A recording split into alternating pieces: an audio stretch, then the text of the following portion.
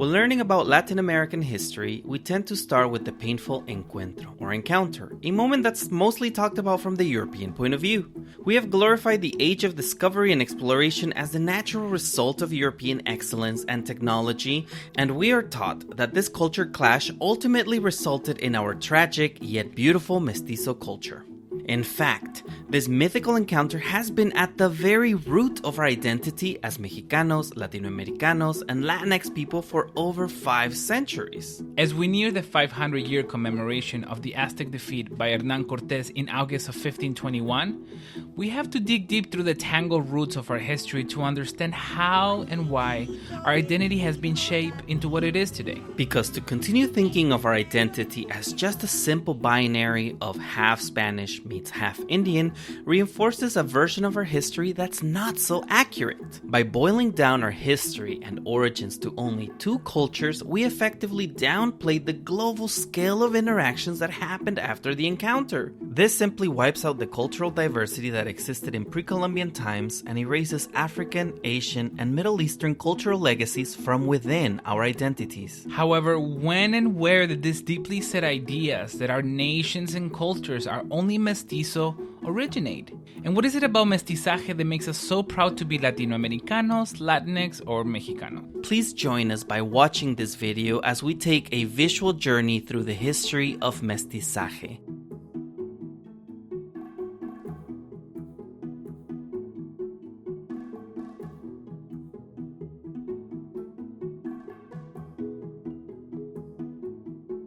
Before getting into the history of mestizaje, we need to define what it is, and also we need to talk about the nature of history.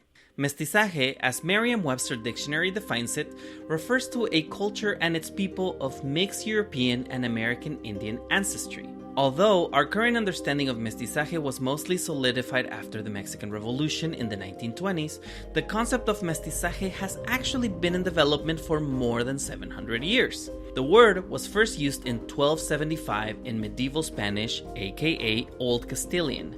It referred to people of mixed bloods and was derived from late Latin, mixticius, from Latin mixtus, past participle of miscere, to mix. All of this shows us that in Europe, and Spain more specifically, there's been a general anxiety about the mixing of bloods, aka racism, and with that, a need to name and categorize the resulting offspring. The stories we accept as the official truth are often one-sided, incomplete, inaccurate, and almost always way more complicated. The historiography of Latin American mestizaje, that is, the history of how history became official, is long and complex, but extremely important when trying to grasp how the events of 500 years ago led to the way our world is organized today. The way we see the so-called discovery of the Americas is different from the way people saw it when it was happening, and that's different from the way it was imagined during the colonial period, and you get it. So, because primary sources are limited, our understanding of what happened is also limited. Consider the history behind this fool's writings, Christopher Columbus. The reason his voyages are so mythologized is because of how we got to hear his side of the story in the first place. His original journal was lost 10 years after his first voyage, so all we have today is nothing more than a transcription of an abstract of a copy of a lost original. A mess. A lot of copying errors, misinterpretations, omissions, and outright lies rest between us and the truth. This leaves critical historians reading in between the lines of what was written 500 years ago in order to find the silences of history, a concept coined by historian Michel-Rolph Trouillot. We always hear it. History is written by the victor. But here, we see how easy it is to twist narratives and end up with 2 or even more versions of the same events. It is precisely in these one-sided accounts where omitted facts become the silences of history. Now, imagine everything that is missing from the defeated side. With this in mind, take this and each of our videos not as just the history of mestizaje, but instead as an analysis of the silences that have been manufactured around these events. Silence! What? Hey everyone, my name is Emmanuel Ramos. And my name is Emmanuel Ortega. I know, adorable. Keep going. We are the creators of Unsettling Journeys. I am a video producer. And I am a college professor. And we're always interested in talking about art, in talking about visual culture and material culture, architecture, and most importantly, history. Part of the motivation for us to create this type of videos is because the Latinx content that we see out there in the internet, in social media, does not reflect the complexities of what we're talking about. Understanding our identities through art history has been very useful, a very useful tool for myself, for my husband and my students. And the idea is to be able to share that dialogue with everybody out there.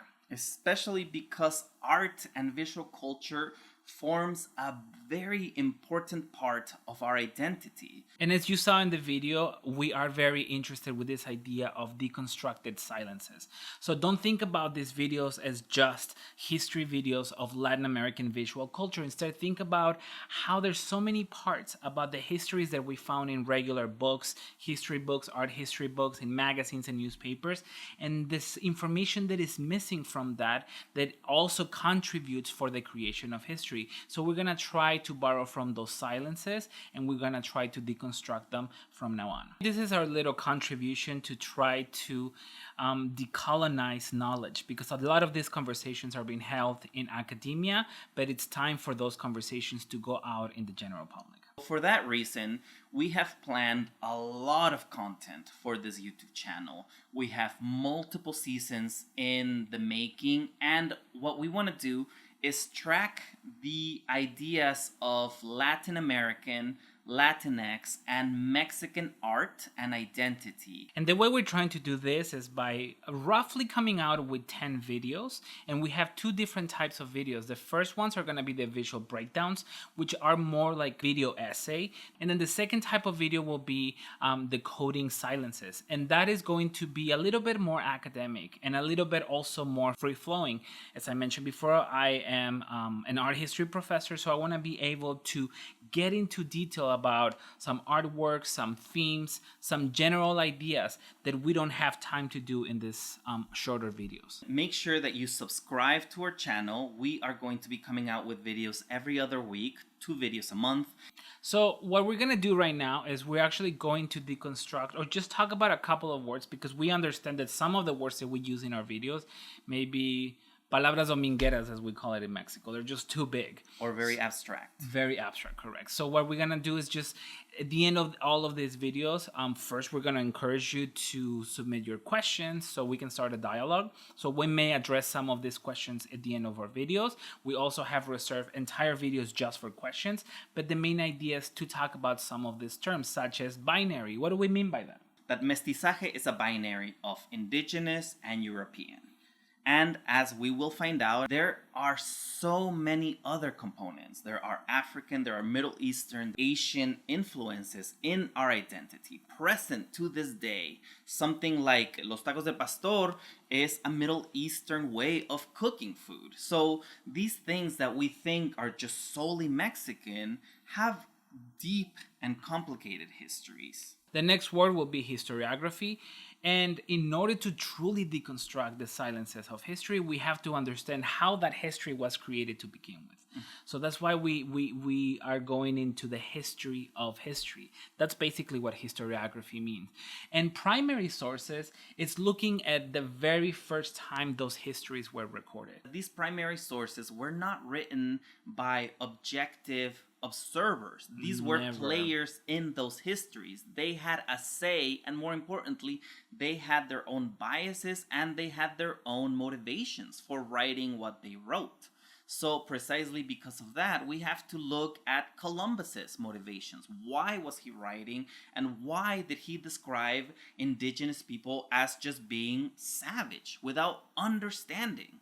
So a primary source will be the diaries of Christopher Columbus. A secondary source will be somebody writing about that primary source. So that creates long, complicated chains and networks of events, of narratives, of truths, of lies, of omissions. And silences. And silences, exactly. We feel like the only way to connect with these cultures is to engage with the iconography, to engage with the art. So understanding how Frida Kahlo can potentially be problematic, it's not to reject that art. It's not to say there's nothing that this art means for us, but it's to say this artist was painting in a period of time in history. They helped create and craft identities into what they are today. And for us to have complete ownership of our identities, to have complete ownership of our future possibilities, we have to understand the ways that our identities have been limited in the past.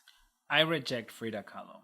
Anyway, so make sure to subscribe, to do deditos para arriba. Thumbs up. And we encourage questions and dialogue. So please make sure to put it in the comments, the type of questions that you have about the videos, or you can also send us an email and we'll be more than happy to engage with you. And the email address is unsettlingjourneys@gmail.com. So if you have any questions, comments, ideas for future videos, clarifications, if we got something wrong, let us know. We are happy to begin a dialogue and we want to have these conversations. Ya tú sabes.